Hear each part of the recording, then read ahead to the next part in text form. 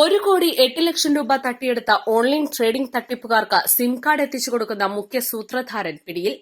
കർണാടകയിലെ പെരിയപട്ടണ താലൂക്കിലെ ഹരാനഹള്ളി ഹോബ്ലി കൊപ്പ സ്വദേശി അബ്ദുൾ റോഷനെയാണ് കർണാടകയിലെ മടിക്കേരിയിൽ വെച്ച് Malappuram cyber crime police arrest ചെയ്തത്. ഓൺലൈൻ വ്യാജ ഷെയർ മാർക്കറ്റ് സൈറ്റിൽ വേങ്ങര സ്വദേശിയുടെ ₹1,08,00,000 തട്ടിയെടുത്ത തട്ടിപ്പ് സംഘത്തിന് സിം കാർഡുകൾ സംഘടിപ്പിച്ച് നൽകുന്ന മുഖ്യ സൂത്രധാരനാണ് ഇയാൾ. വേങ്ങര സ്വദേശിയായ യുവാവ് ഫേസ്ബുക്ക് പേജ് ബ്രൌസ് ചെയ്ത സമയം ഷെയർ മാർക്കറ്റ് സൈറ്റിന്റെ ലിങ്ക് കാണുകയും ലിങ്ക് ക്ലിക്ക് ചെയ്ത സമയം ഷെയർ മാർക്കറ്റ് സൈറ്റിന്റെ കസ്റ്റമർ കെയർ എന്ന വ്യാജേന വാട്സാപ്പിൽ ഒരു സ്ത്രീയുടെ പ്രൊഫൈൽ പിക്ചർ വെച്ച് ട്രേഡിംഗ് വിശദാംശങ്ങൾ നൽകുകയും അതിനായി വമ്പൻ ഓഫറുകൾ നൽകി പരാതിക്കാരനെ കൊണ്ട് നിർബന്ധിച്ച് ₹1,08,00,000 വിവിധ ബാങ്ക് അക്കൌണ്ടുകളിൽ ഡെപ്പോസിറ്റ് ചെയ്യിപ്പിച്ച് ആയതിന്റെ ലാഭവിഹിതം നൽകാതെ പരാതിക്കാരനെ കബളിപ്പിച്ച് പണം തട്ടിയെന്നുമാണ് കേസ്.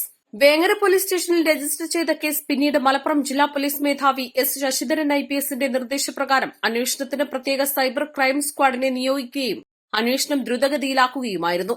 തുടർന്ന് നൂതന സൈബർ ടെക്നോളജി ഉപയോഗിച്ച സൈബർ ക്രൈം സ്ക്വാഡ് നടത്തിയ അന്വേഷണത്തിലാണ് സിം കാർഡുകൾ സംഘടിപ്പിച്ച് നൽകുന്ന പ്രതിയെപ്പറ്റി സംഘത്തിന് സൂചന ലഭിച്ചത്. ഇതിന്റെ അടിസ്ഥാനത്തിൽ സംഘം കർണാടക സംസ്ഥാനത്തിലെ വിവിധ സ്ഥലങ്ങളിൽ അന്വേഷണം നടത്തിയതിൽ കൊടക് ജില്ലയിലെ മടിക്കേരിയിലെ ഒരു വാടക വീട്ടിൽ പ്രതി താമസിക്കുന്നുണ്ടെന്ന വിവരം ലഭിച്ചു.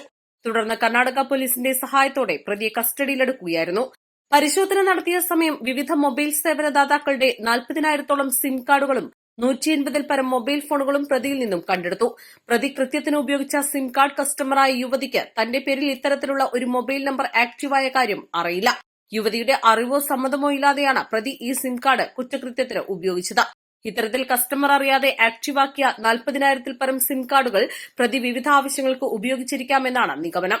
വൻതോതിൽ സിം ആക്റ്റീവായ കാര്യത്തെ സംബന്ധിച്ച് പ്രതിയെ ചോദ്യം ചെയ്തതിൽ ഞെട്ടിക്കുന്ന വിവരങ്ങളാണ് ലഭിച്ചത്.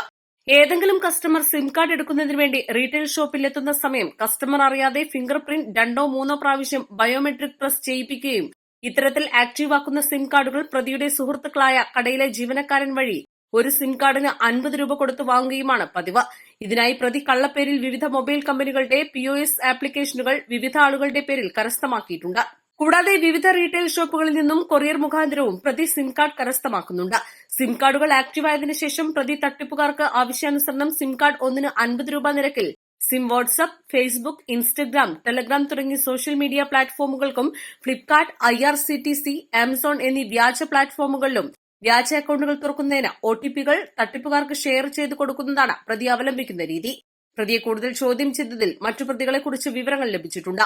മലപ്പുറം ജില്ലാ പോലീസ് മേധാവിയുടെ പ്രത്യേക നിർദ്ദേശപ്രകാരം സൈബർ നോഡൽ ഓഫീസറായ DCRB DYSP TS Shaju, cyber crime police station inspector IC Chittaranjan, ജില്ലാ സൈബർ സ്ക്വാഡ് അംഗങ്ങളായ സബ് ഇൻസ്പെക്ടർ നജ്മുദ്ദീൻ വണ്ണിശ്ശേരി, പോലീസുകാരായ PM Shaijal Padippura, EG Pradeep, KM Shafi Panthrala, Rajaratnam Madikeri, പോലീസിലെ PU മുനീർ എന്നിവരും സൈബർ പോലീസ് സ്റ്റേഷനിലെ സൈബർ വിദഗ്ധരും ചേർന്നാണ് പ്രതിയെ പിടികൂടി തുടരന്വേഷണം നടത്തുന്നത്.